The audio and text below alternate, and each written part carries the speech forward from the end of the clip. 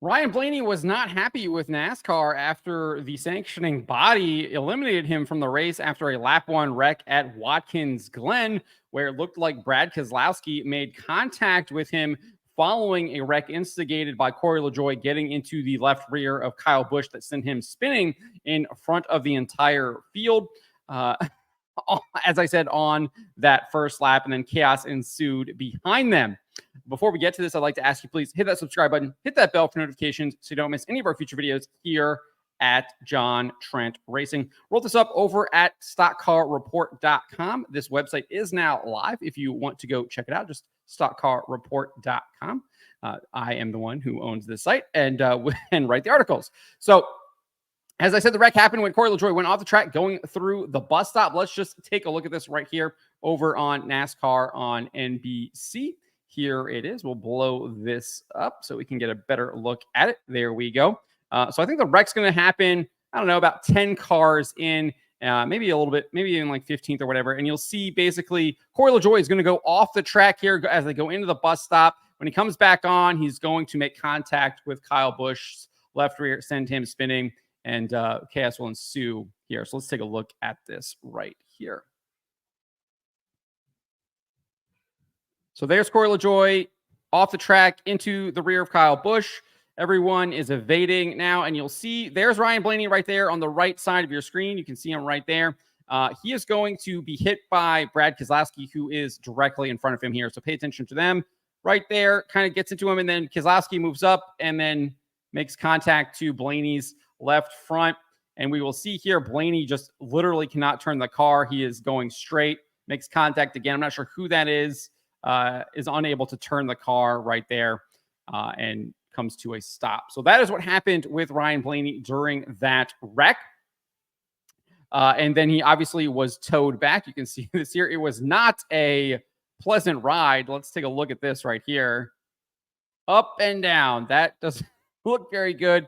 In fact, we actually had this report here from Noah Lewis where he says that Blaney exclaimed Jesus Christ, taking the Lord's name in vain there. Don't approve of that. But anyways, he says after they dropped the front of the car in the garage area, he also reportedly let out a frustrated laugh when he was informed he had been eliminated from the race. So I guess not happy that how they dropped the car in front of the garage area. Obviously, we saw that he was kind of having a rough ride getting towed back. So not happy about that. And as for what the issue was, we had this report from Bob Pocker saying it was an issue with the steering column. And so let's listen to what Blaney had to say. First, his comments with NBC Sports, and then a little bit here with Bob Pockris. So this is what Blaney had to say right here. They said you're done for the day. Were you feeling like you should have had time on the clock to be able to repair the car? Give us a chance to fix it. How are they going to dictate if we're done or not? They have no idea the damage. They said because I couldn't drive it back to the pit box, we're done. But you have 4 flats, you get towed back to the pit box, you can't drive it back. So I don't know what's going on, why they won't even give us a shot to work on it, but I don't agree with it. And I don't even know what happened, honestly. I stacked up and I caught someone in the left front. It completely broke steering arm. I don't know if we could have fixed it, but yeah, that's the frustrating part. Just don't even give us a chance. You just end our day. With not even letting us get to look at it before it's in the garage. That's just stinks. So that is what Blaney had to say. He would reiterate those comments to Bob Pockris. Let's take a listen. Let you at least look at the car and fix some of it. Yeah, at least let us look at it. They're going to make the judgment on how it is and tow you back to the garage and don't even let you get a chance to look at it on pit road and fix it. Like, that's not right.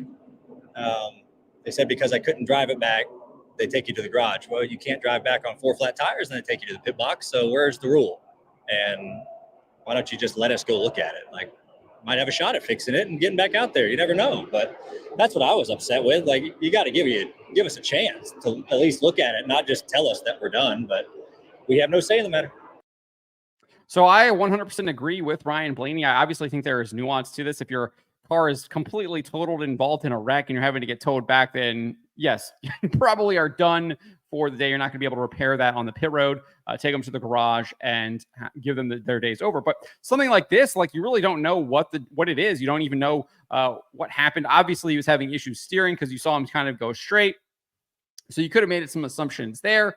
But I still think you give them a chance, especially here in the playoffs. Obviously, Blaney had, I think, a 55-point advantage. I think he'll be credited with 38th place, last place on the day, but I think you still have, I was looking at something, he'll still be like 33 points to the good, at least at this point. I guess it probably depends on how well some of the other drivers do to see how big of an advantage he has over kind of that bubble line.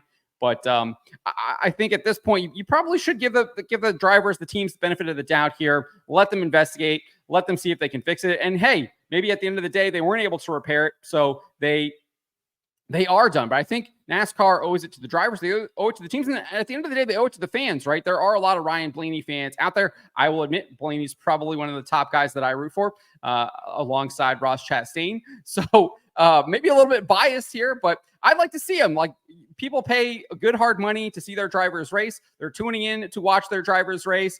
They don't want to see a guy be eliminated by the sanctioning body on the first lap of the race. If they're going to be eliminated, let them be eliminated due to an actual mechanical failure. But I think they should have given the team the chance to at least investigate it and see if they could have repaired it. Those are just my thoughts, but let me know what you guys make of this. Let me know in the comments below.